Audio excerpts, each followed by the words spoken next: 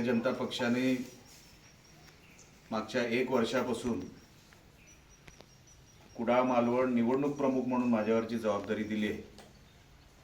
अगोदर मी सचिव होतो प्रदेशवर आणि नंतर आता विधानसभा प्रमुख आहे आणि कुडाळ मालवणचा विधानसभा प्रमुख या नात्याने जी माझ्यावर जबाबदारी पडली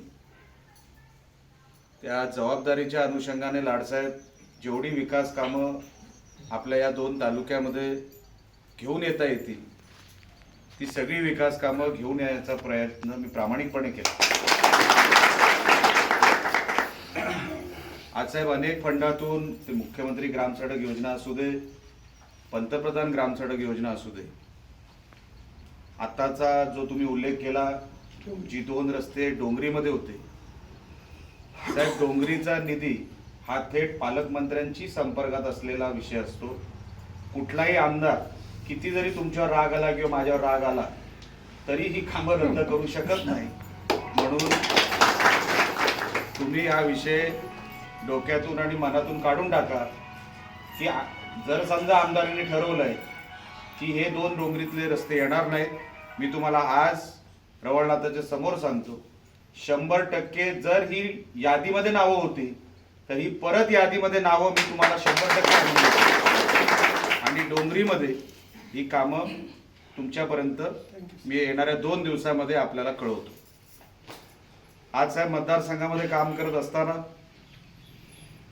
ज्याचा उल्लेख आता काही प्रमाणामध्ये सन्माननीय अशोक सावंत साहेबांनी केला, साहेब 9-9.5 वर्ष झाली या मतदारसंघाला वाली नाही।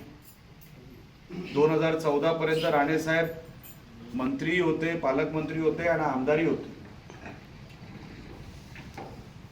आणि आमदार असताना किंवा मंत्री असताना आपल्याला विकासासाठी पैसा मिळत नाही असं कधी वाटलं नाही।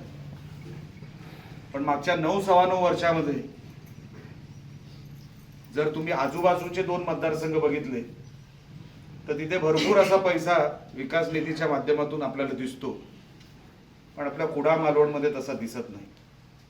ग्रामीण भागाची अवस्था अतिशय बिकट आहे। मी अगदी आपल्या कुडाळच्या सह्याद्रीच्या पायथ्यापासून ते आपल्या किनारपट्टीपर्यंत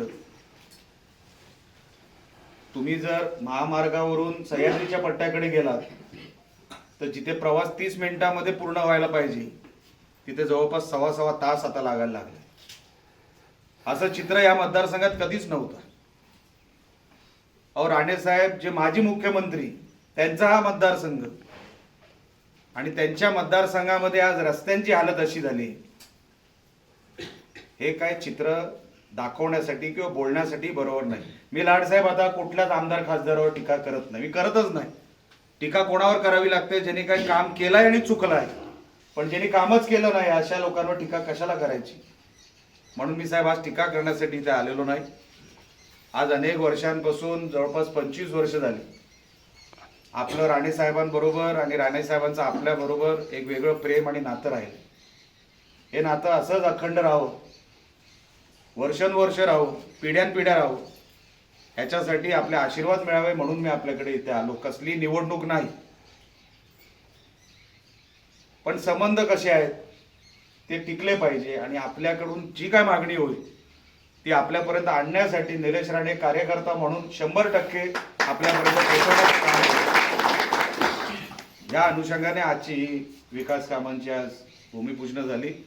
लाडसाहेब, आपण जे काय मागच्या अनेक वर्षांपासून आणि आपले सगळे जुने जाणते सगळे जे काय राणे साहेबांबरोबर ज्यांनी कामं केली, तुमच्या सगळ्यांबद्दल आपल्याला किंवा मला एक विशेष कौतुक आहे।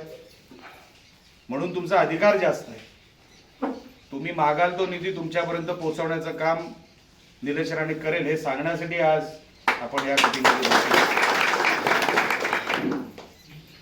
25 वर्ष तुम्ही तुमच्या आडनावातच लाड आहे, 25 वर्ष तुम्ही राणे साहेबांची लाड केली, आता माझे करायचे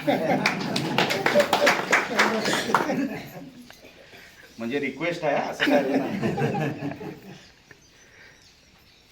कारण का साहेब तुमचा अधिकार आहे, तुम्ही तसा रिझल्ट दिला, तुमच्या बोलण्यामधून तुम्ही बोललात, अनेक वादळं आली, अनेक लाटा आल्या, पण हे गाव कधी डगमगलं नाही। म्हणजे निलेश राणे 2 पराभव मी बघितले, पण जर आकडेवारी बघितली, पराभव झाला पण या गावात कधी मायनस नाही, कधीच नाही. म्हणून आपला अधिकार जास्त आहे आमच्यावर.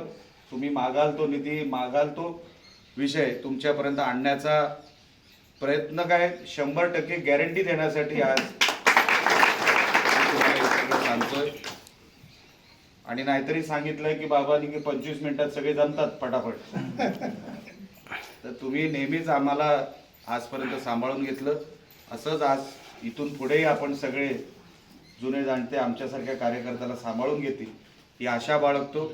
आणि लांब लचक भाषण न करता आपण जे मागाल ते आपल्यापर्यंत पोहोचवण्यासाठी निलेश राणे कटिबद्ध आहे एवढा शब्द देऊन आज इथे थांबतो. जय हिंद, जय महाराष्ट्र.